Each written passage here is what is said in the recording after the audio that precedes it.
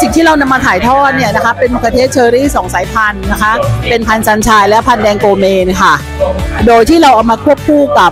เทคโนโลยีการสร้างโรงเรือนไม้ไผ่นะคะเพื่อให้มะเขือเทศเนี่ยมันอยู่ในโรงเรือนมันก็จะมีการทนฝน